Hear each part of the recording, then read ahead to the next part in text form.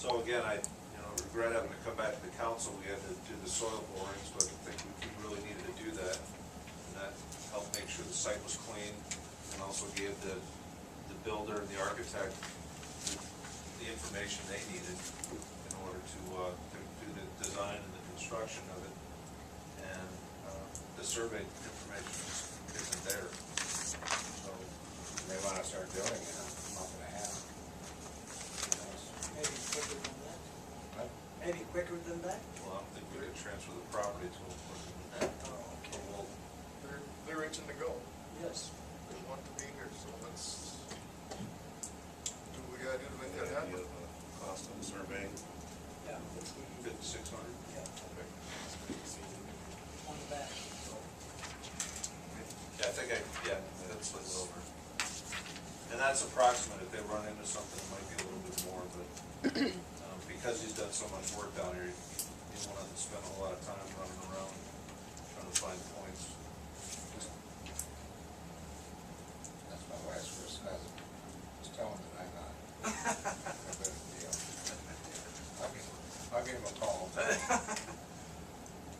I think also what it does is the municipal building that's down there, I think what we can do is look at it future-wise to see what property that city owns and whether or not the parking orientation is gonna fit for to benefit the city in the future and to benefit the hotel line in the future. So I think that's what this survey does too, is planning future-wise.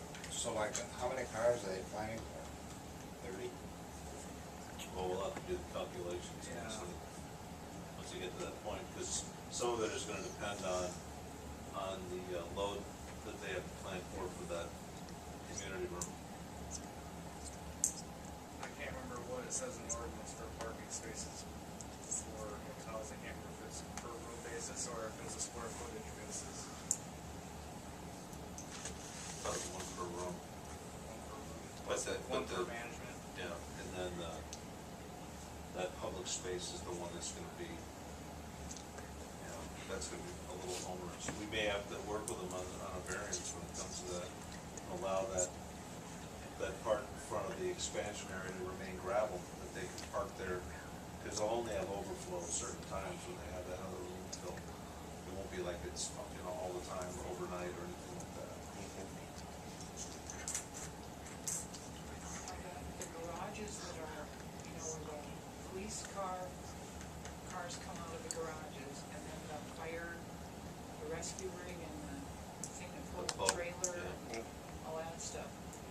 They need a certain amount of room to Yep. Maybe a certain maneuver amount out of there, no right? turning there, no parking. That's why they have all those no parking signs along there, because With they the- can't hardly get out the way it With is. the trailers in the back now, when we take the boat out or the rescue, the ATV out, that's, you need it just about, gotta be on the curb, just about Yeah. line up straight and back in.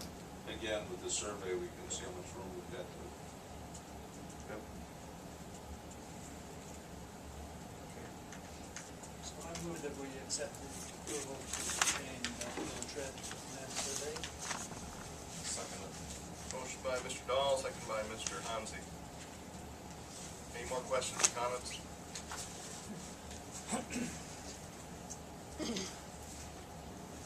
All in favor of the motion, say aye. Aye. Opposed? And the motion passes, thank you. 8D, discussion of Moggleson Bluff issues. Councilmember Dahl wishes to discuss various roads, stormwater issues, and tree issues. I wish to discuss.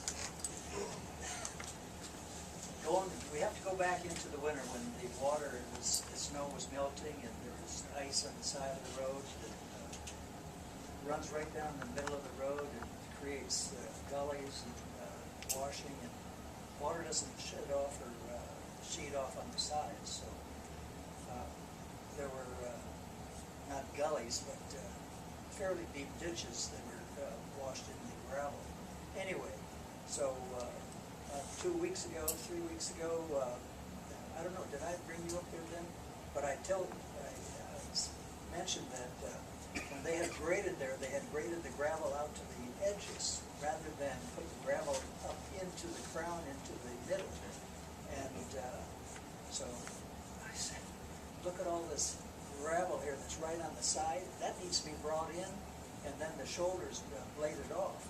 And came up there Thursday or Friday, maybe Saturday of last week, and here the gravel is out to the side, and much of it has been bladed off to the side, and probably not recoverable. And then on the inside, it's pushed off to the side again. So consequently, nothing has been put back into the center to the crown, and that's where it exists now. I don't think that if another grader went up there on the side, on the outside, it would be very difficult to recover any of that gravel that's right on the edge. So we The road wasted. keeps getting wider and wider and wider. Yes, and we've wasted anywhere, I would say, maybe one truckload of gravel, maybe two, possibly even three. And that, at the bottom of the road, more toward the gate, that is where we need a lot of gravel. And it's nothing but sand there, very thin. So the road is not in very good shape. It's rather disgusting to me. I went up there today and it didn't seem too bad. Did you look on the side of the road? And it, Did you see all the gravel? That gravel.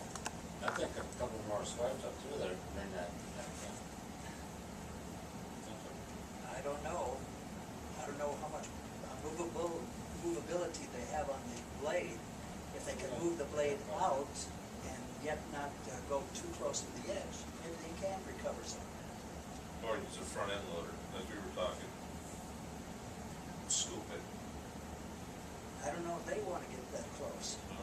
That And bank. not on the outside, I'm talking on the Oh, inside. yeah. Well, I would No, recommend. I wouldn't go anywhere near the outside, I think we almost have to give up on that. Yeah. That outside is really close to the edge and it's soft.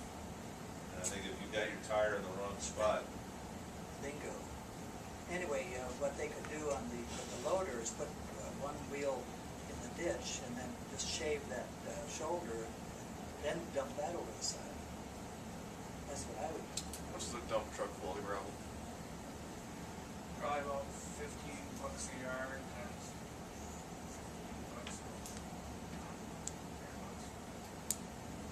$15. Curious. So usually. About every time you dump.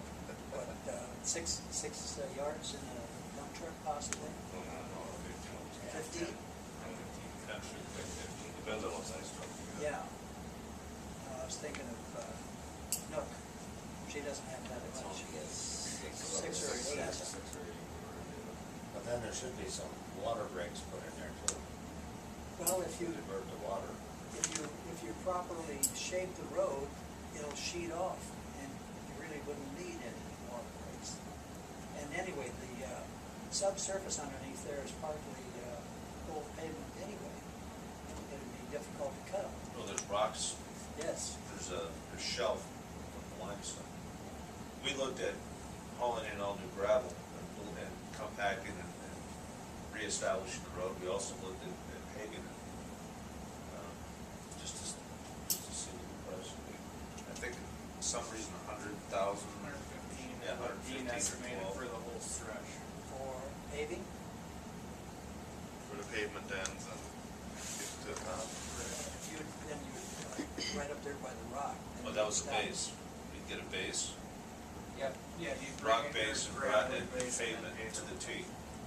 Yeah, to the T. But needless to say, we don't have that kind of. What would it cost to oil it? We'd have to take a look at it, but I think it'd be somewhere, I don't know if it would even stay. If you did a crack seal or if you did a seal coat on it. Wash right down in your first winter. You know what Bill Peterson said? You get a couple of jockeys, hot rod jockeys up there, and they'll stop and they'll spin it, and they'll just wash that away, and then it'll start to rut.